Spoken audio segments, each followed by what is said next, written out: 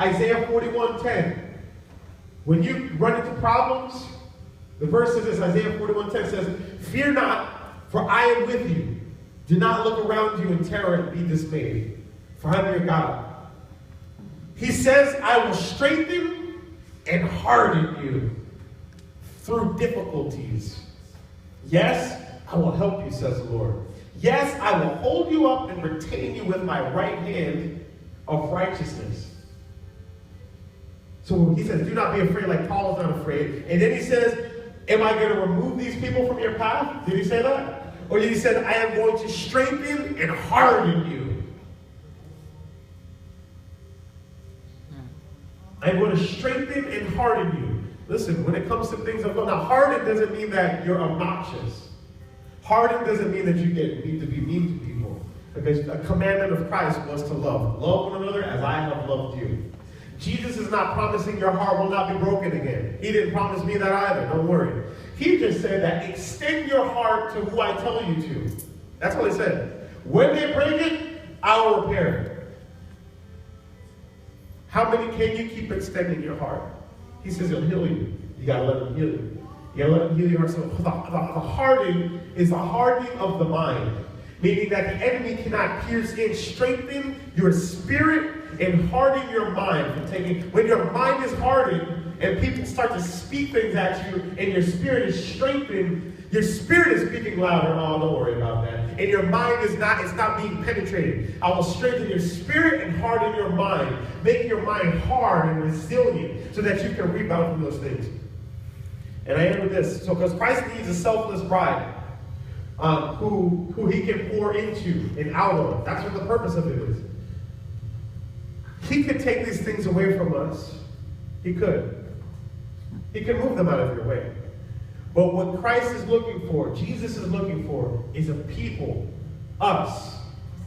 Let me make it more personal. Because you're like, he's looking for a bride. You're like, I'm not that bride. Let me be more clear.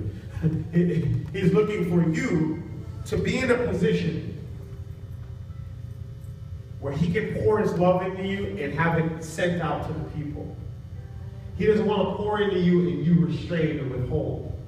He wants a people who are selfless. Do you understand that what I'm saying when the spirit of offense is selflessness?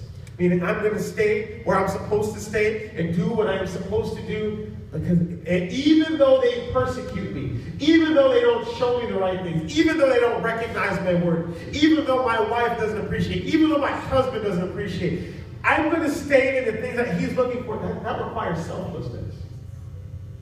It requires, even if it costs me my own life, even if it costs me my own peace, even if it costs me because I realize that there's something bigger. That's what Jesus said. When he went to the cross, right, he said, not my will, but your will. Jesus said, if it was my will, I would go to the cross. But your will. He didn't take offense. He didn't let himself be hardened. He went where, that's what Jesus is asking for us today. Take this offensive situation just like Joseph did. His brothers, when they found out that he was going to reign over them, they threw him into jail. He was sold into, they sold him as a slave. He was in captivity. This is what God can do if you can come to the end of an offense. When Joseph was in captivity, God gave him favor in captivity. All of Israel was saved through Joseph. He had kingship, he had power, and he had authority. Listen to what I'm saying. Someone who was given offense, someone who was lied about, someone who was sold as a slave, who was a free man, his freedom was taken away, put into captivity. He then became the head over Egypt, by which all of the whole nation of Israel was saved. So what I tell you is the truth. It starts, you're asking God for certain things, things of love, things of business, things of ministry. It starts out this way. Know who you are. Joseph knew who he was. He knew what his gifts were. He knew what his talents were. Right? He put his acts into service. Even when he was in the jail, he was serving in the jail. He got reputation. Reputation brought him out of the jail into kingship. Then he got influence. When you get influence, Money doesn't rule the world. Thoughts and ideas do. Reputation draws people to you because they know that you have a reputation of knowledge, of thoughts and ideas. Influence, thereby, it makes those people believe in the things that you've said because you have a reputation, because you did the proper things, because you put your things into service, and because you knew who you were. Do not allow offense to break those things. Everyone there, stand with me, please, and let's just go ahead and